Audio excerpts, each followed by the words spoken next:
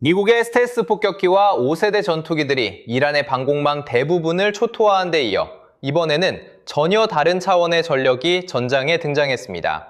바로 B-52 스트라토포트리스입니다. 추역한 지 74년이 된 이 모장 폭격기가 이란 상공에서 역사에 남을 만한 맹폭을 퍼붓고 있습니다.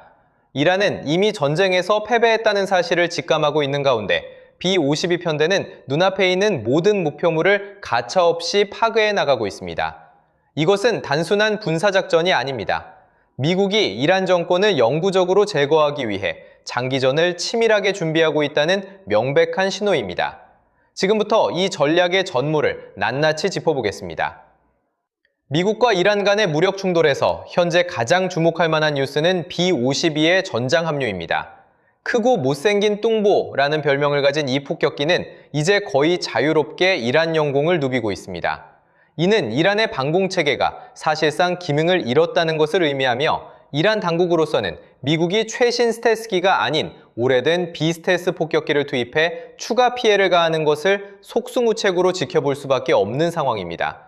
이 상황을 좀 더 구체적으로 설명하자면 미국의 B-2 스텔스 폭격기가 수십 대의 미국, 이스라엘 전투기들과 함께 선봉에서 문을 박차고 들어갔고 이제 B-52 편대가 도착해 이란의 남은 군사 거점들을 하나하나 파괴하고 있습니다. 지금 우리가 목격하고 있는 것은 정밀 수술에서 압도적인 물리력으로의 전환입니다. 처음 들으면 다소 의아할 수 있습니다. 미국과 이스라엘이 이 새로운 충돌이 시작된 첫 24시간 동안 무려 1000회에 달하는 타격을 이란 방어시설에 가했으니까요.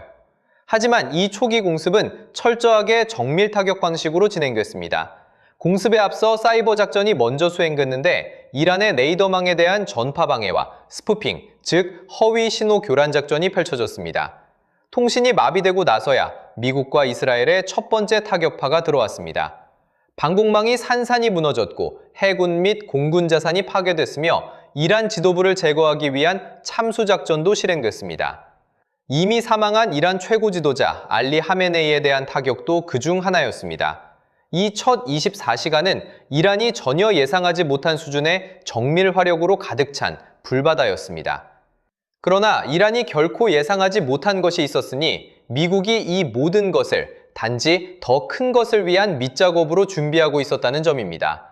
수술을 마친 뒤 이제 미국은 그 상처에 해머로 일격을 가하고 있는 셈입니다. 그리고 이란은 그 해머를 막을 방법이 없습니다.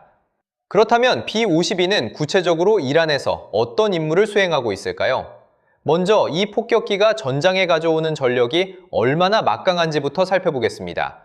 B-52는 이미 30시간 이상의 폭격 임무를 수행한 B-2와는 다릅니다. B-2가 스텔스 폭격기라면 B-52는 비스텔스 폭격기입니다.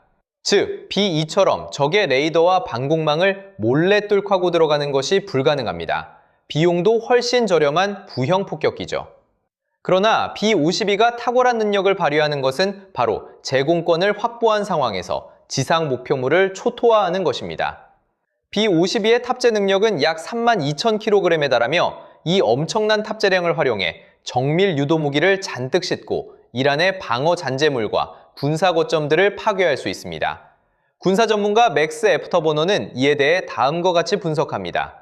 B-52는 JDAM, 즉 합동 직격탄을 최대 70발 탑재할 수 있습니다.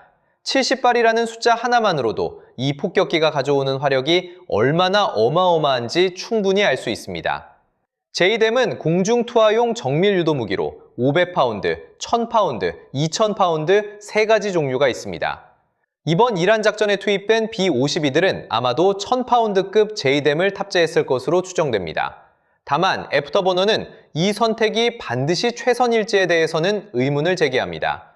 이란의 방공망이 사실상 무력화됐다 하더라도 여전히 산발적인 지대공 미사일 시스템이 작동하고 있을 수 있어 B-52를 위협할 가능성을 완전히 배제할 수 없기 때문입니다.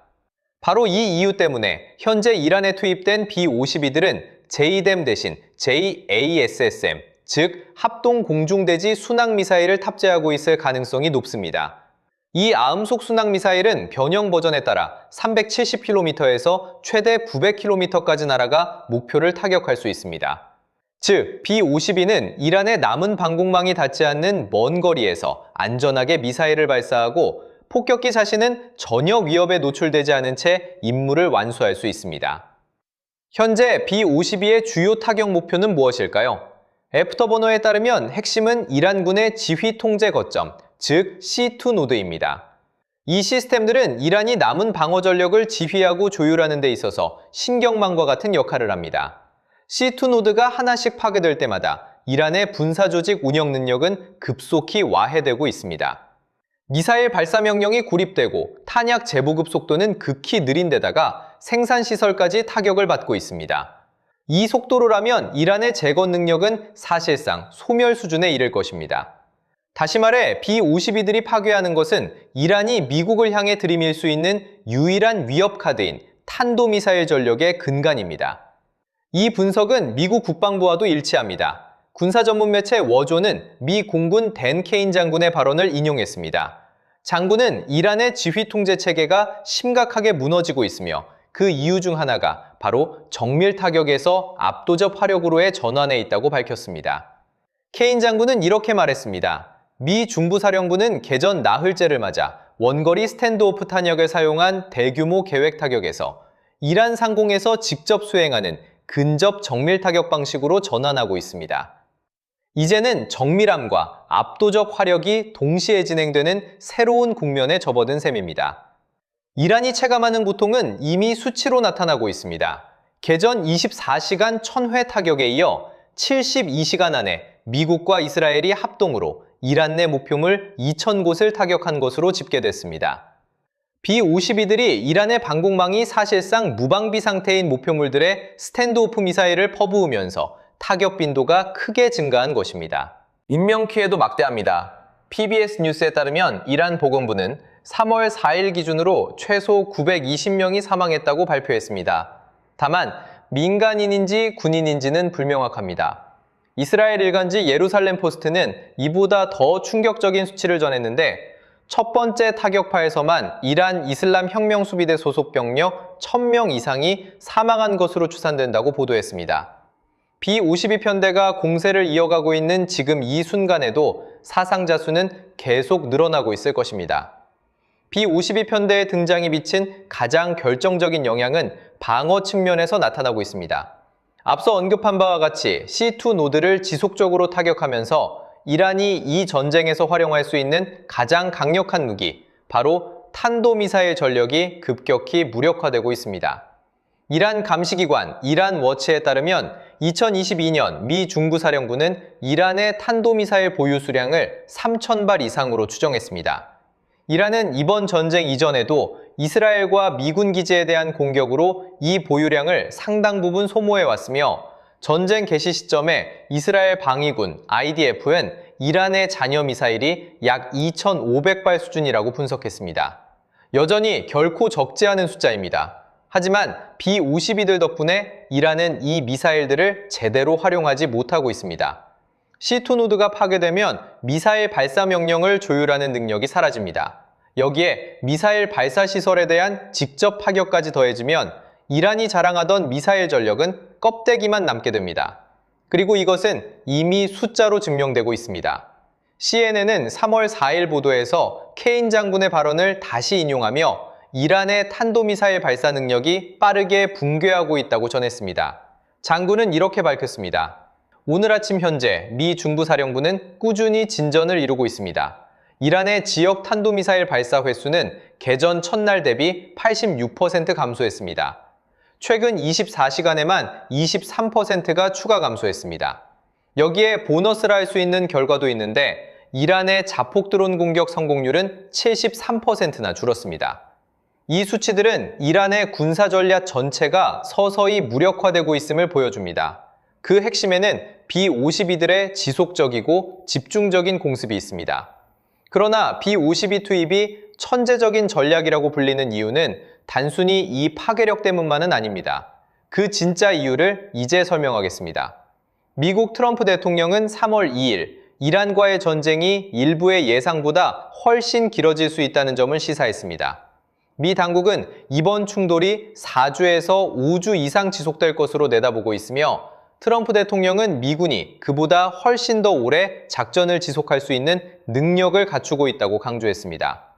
즉, 현재는 아직 일주일도 채 되지 않은 시점인데 미국은 이미 수주에 걸친 장기전을 상정하고 있는 것입니다. 장기전을 염두에 두면 반드시 고려해야 할 한 가지 요소가 있습니다. 바로 비용입니다. 미군이 압도적인 전력을 자랑하는 것은 사실이지만 아무리 세계 최강의 군대도 예산은 한정돼 있습니다. 미국은 가능한 한 최대한의 화력을 이란에 퍼붓되 불필요한 지출은 최소화해야 합니다. 바로 이 지점에서 B-52를 B-2 대신 투입하는 전략적 묘수가 빛을 발합니다. 미국 방위 전문지 1945는 이렇게 분석합니다. B-52는 대량의 정밀 유도 탄약을 탑재할 수 있고 장시간 채공이 가능하며 B-2에 비해 운용 비용이 훨씬 저렴합니다. 이란의 하늘이 사실상 허용적인 공여, 즉 위협이 제거된 안전한 비행구역으로 변한 지금 B-52는 최적의 폭격기입니다. 비용 측면에서 구체적인 수치를 비교해 보겠습니다. 군사 전문 매체 워존에 따르면 B-2는 단순히 이륙하는 데만 B-52보다 약 2배의 비용이 듭니다.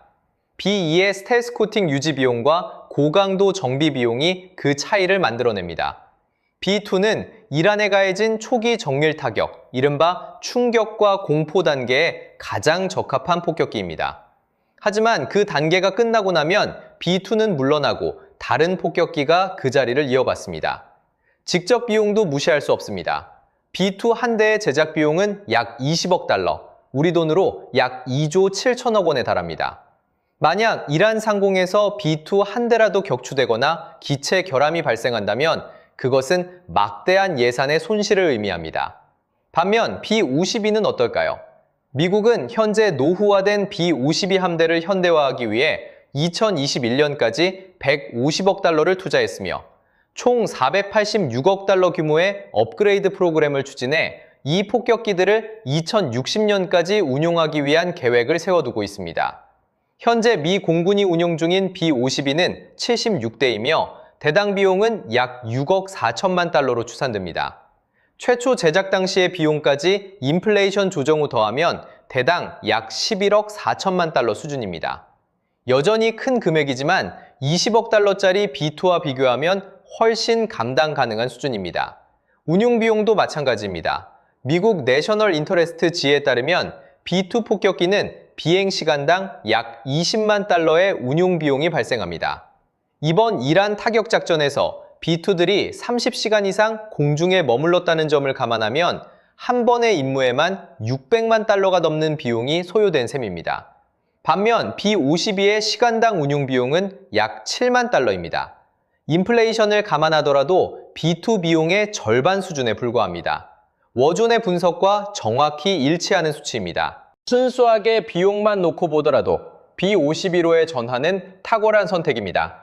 미국은 B-52를 통해 계속해서 막대한 화력을 이란에 가하면서도 미국의 국방 예산에 가해지는 재정적 부담을 크게 줄일 수 있습니다.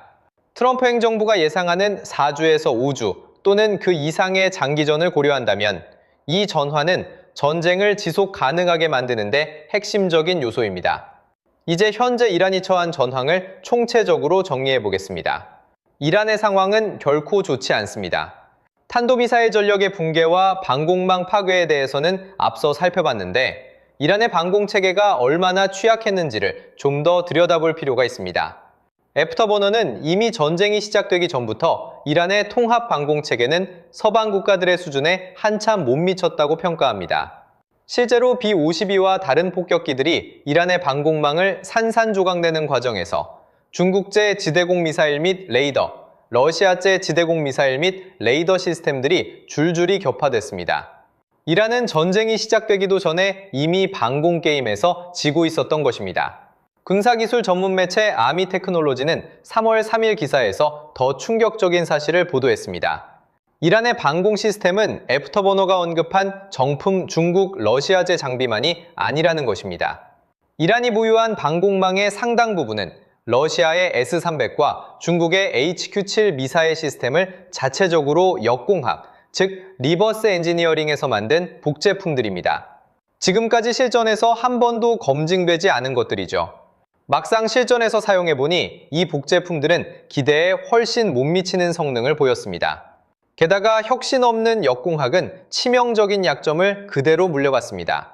이란이 만든 S300 복제품은 원본 러시아제 S300이 가진 전자전 취약점을 고스란히 안고 있습니다.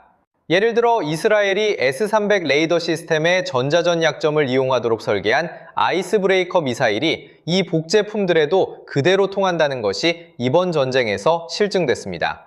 이란은 자신들이 모방한 러시아 중국 시스템의 취약점을 전혀 개선하지 않았고 그 대가를 지금 톡톡히 치르고 있습니다. 이러한 상황에서 이란은 이제 방공 전력을 동쪽에서 서쪽으로 이동하기 시작했다고 뉴스위크가 전했습니다. 서쪽에서 더 많은 공격이 올 것을 예상하고 있기 때문입니다. 하지만 이것은 결코 강한 수가 아닙니다. 방공 자원을 서쪽으로 옮기면 동쪽이 비게 되고 미국의 B-52는 방어가 없어진 이란 동쪽에서 스탠드오프 미사일을 자유롭게 발사할 수 있게 됩니다.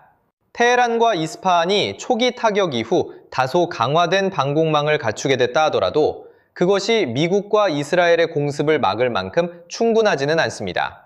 애프터버너가 가장 가능성 높다고 본 시나리오는 이란이 미국의 방심을 틈탄 산발적 운에 기댈 수밖에 없다는 것입니다. 이것은 방공 전략이 아닙니다. 효과를 기대하기 어려운 도박에 불과합니다. 이란이 필요로 하는 결과를 가져다 줄 가능성은 극히 낮습니다. 미국의 입장에서 보면 현재 이란 상공에서 완전한 제공 우세를 확보하고 있습니다. 제공 우세와 제공 우위는 다릅니다. 제공 우위는 100% 어떤 저항도 받지 않고 상대방 영공에서 작전을 수행할 수 있을 때를 말합니다. 미국은 아직 완전한 제공 우위에 도달하지는 않았습니다만 비스텔스 폭격기를 이란 영공에 투입할 만큼 충분히 근접했습니다. 이것이 바로 이란이 절대 보고 싶지 않았던 미국의 자신감 표현입니다. 트럼프 대통령이 이 작전을 수주에 걸쳐 지속할 의향임을 밝힌 것이 결코 엄포가 아님을 방증하는 것이기 때문입니다. 앞으로도 B-52 편대를 통한 추가 타격은 계속될 것입니다. 여기에 페르시아만 해역에서 작전 중인 미 항공모함 전단과 수십 대의 전투기, 지원 항공기들까지 감안하면 이란이 마주한 군사적 위협의 규모는 상상을 초월합니다. 전쟁의 범위 역시 빠르게 확대되고 있습니다. 이미 이란 내부에서 전선이 넓어지고 있는 가운데 미국은 이란 영토 밖에서도 군사 행동에 나서고 있습니다. 3월 4일에는 스리랑카 남부 해역 인근 국제수역에서 이란 군함 아이리스다나를 어뢰로 격침시키는 사건이 발생했습니다. 페르시아만에서 수천 킬로미터 떨어진 곳에서 벌어진 이 공격은 미국이 이란 영토 밖에 배치된 이란 군사자산까지 타격 범위에 포함시켰음을 시사합니다. 또한 이란 지상 침공 가능성도 수면 위로 떠오르고 있습니다. 영국의 외교안보 싱크탱크 채텀 하우스는 미국의 목표가 진정으로 이란 정권의 붕괴라면 지상군 투입이 불가피하다고 분석했습니다. 이 기관은 트럼프 대통령이 이란 국민들이 자발적으로 봉기해 신정체제를 무너뜨리도록 돕겠다는 계획은 전략이라기보다는 희망사항에 가깝다며 지금으로서는 실질적인 국내 저항 운동의 기미도 이란 정권 내부에서의 이탈 조짐도 보이지 않는다고 지적했습니다. 이란 국민들이 이슬람 혁명 수비대와 남은 이란 지도부를 스스로 무너뜨릴 의지와 자신감을 갖추지 못한 상황이라면 지상군 파견이 다음 수순이 될 수 있다는 것입니다. 이것이 바로 현재 이란 전쟁의 3단계 시나리오를 떠올리게 합니다. 1단계는 수술이었습니다. B-2스텔스 폭격기와 전투기들을 앞세운 정밀 타격으로 이란의 방어 인프라를 무너뜨렸습니다. 2단계는 해머입니다. B-52들이 가져오는 압도적인 화력으로 이란의 군사전제를 분쇄하고 있습니다. 그렇다면 3단계는 무엇일까요? 수주에 걸친 집중 폭격 끝에 등장할 마지막 단계는 미 지상군이 이란 땅을 밟는 압도가 될 수 있습니다. 한 가지 분명한 것이 있습니다. 이란 정권은 지금 핵심까지 흔들리고 있으며 완전히 회복하지 못할 수도 있습니다. 이는 이란 정권에게도 당연히 최악의 소식이지만 러시아 푸틴에게도 심각한 악재입니다. 푸틴은 러시아와 이란의 관계 강화를 지정학적 위상을 높이기 위한 핵심 전략으로 삼아왔습니다. 이란 정권이 무너진다면 푸틴은 그 순간 지정학적으로 치명적인 타격을 받게 됩니다.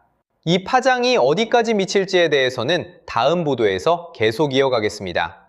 이상 이란을 둘러싼 새로운 전쟁의 실상과 B-52 스트라토포트리스 투입이 갖는 군사 전략적 의미에 대해 자세히 보도해드렸습니다. 시청해주셔서 감사합니다.